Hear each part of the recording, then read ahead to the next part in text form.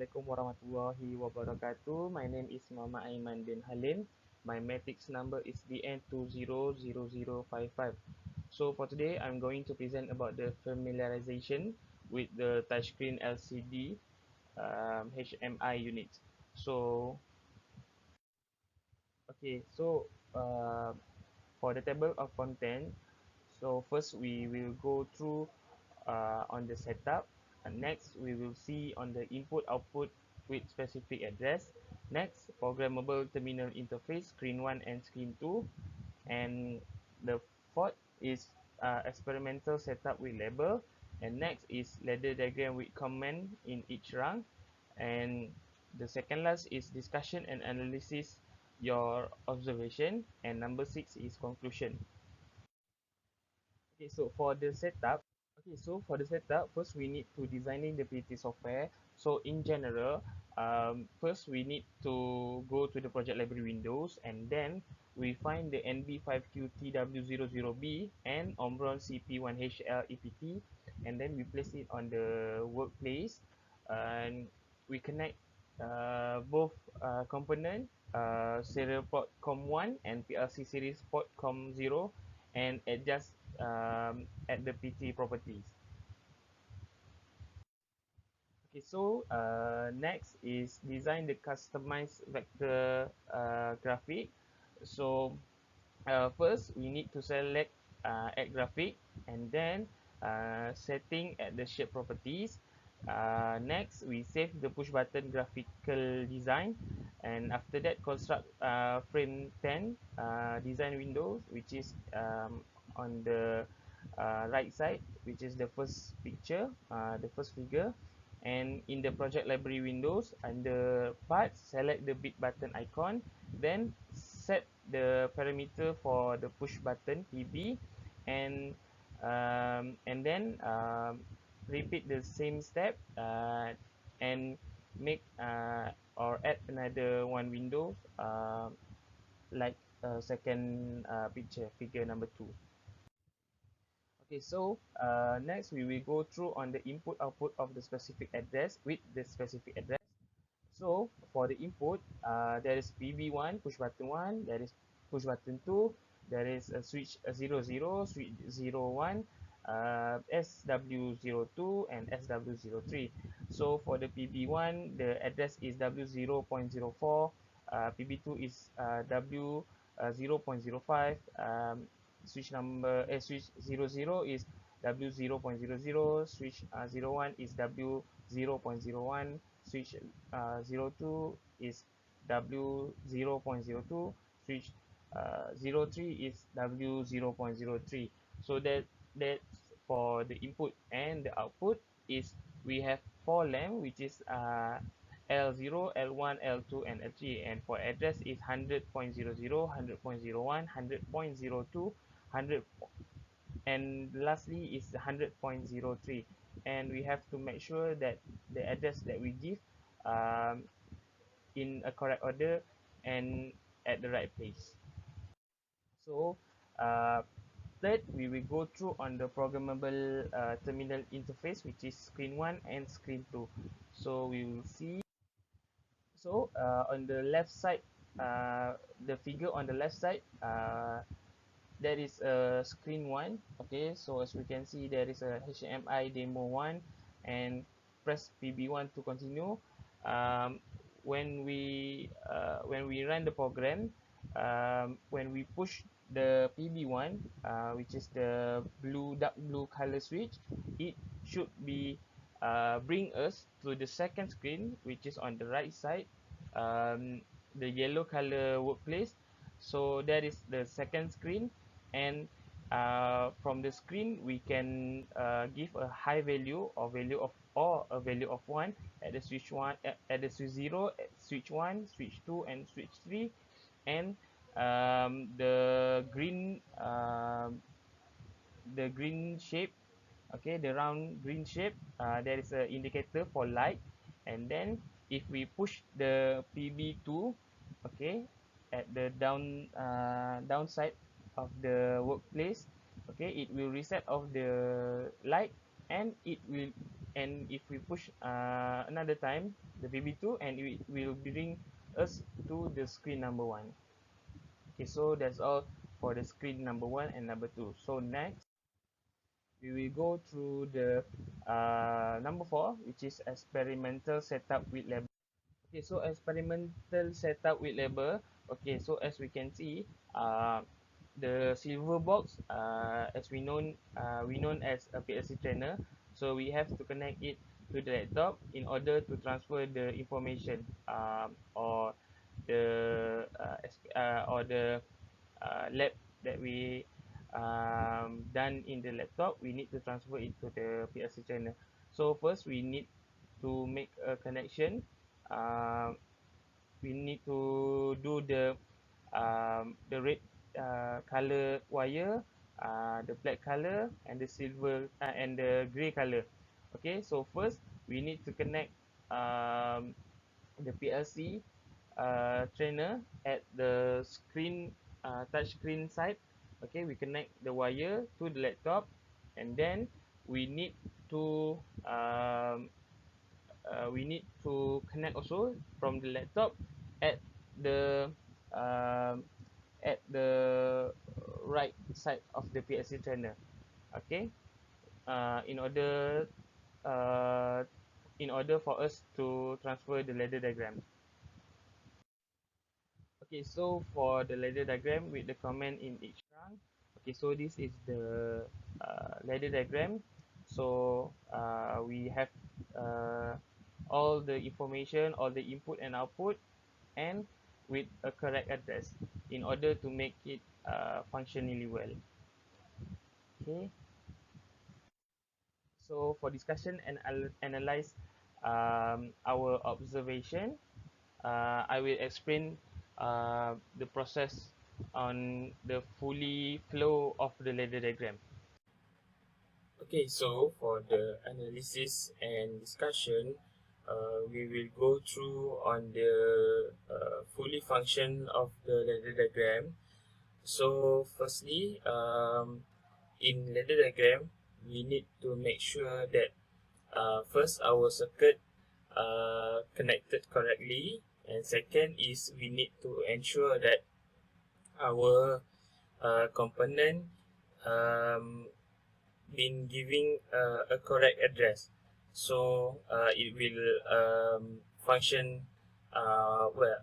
So in this ladder diagram, as we can see, um, at the first um, rung, okay, rung 0, we can see that it's always on.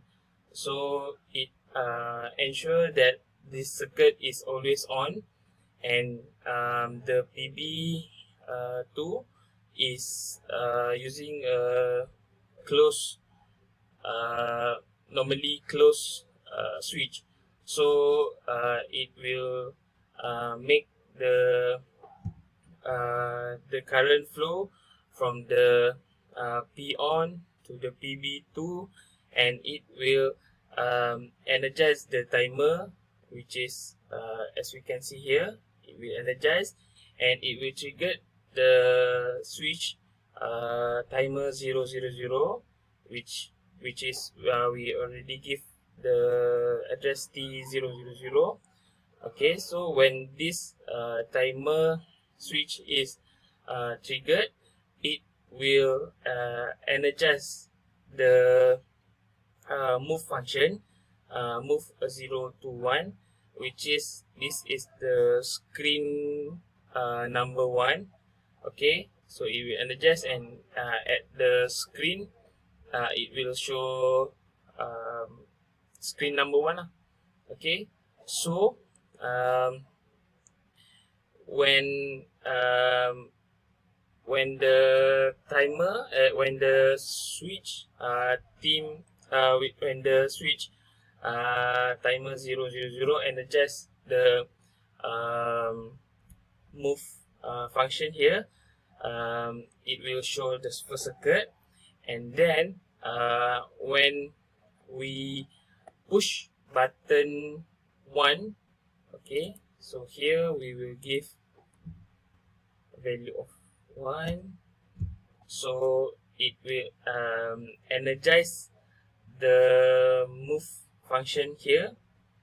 Okay, and as we can see here, it show hashtag B, so it will transfer the instruction, and it will show the second screen.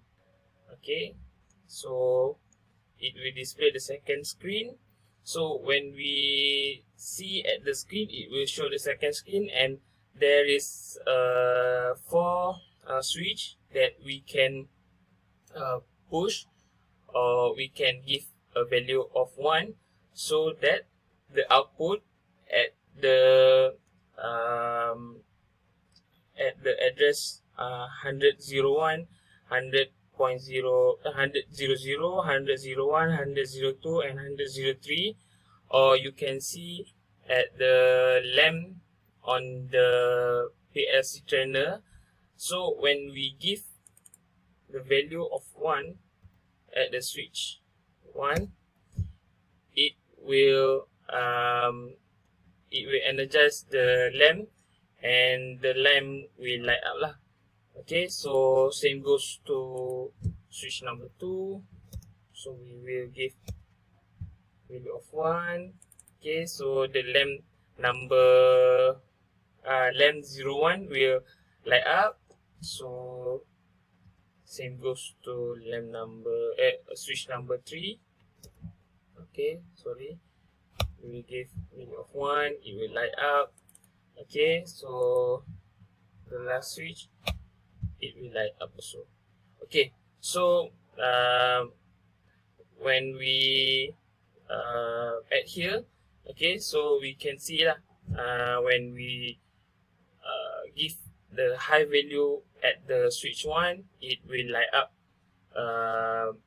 the bulb number 1.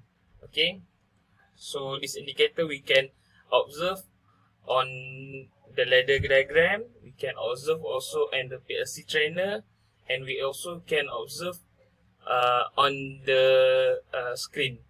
Okay, on the touch screen. So after we give a high value at all switch, okay, so what if we press or give a high value at PB2? Okay, let's see. Okay, so when we give a high value at PB2, okay, so automatically it will energize the reset function, okay, which is W0.04, okay, and it will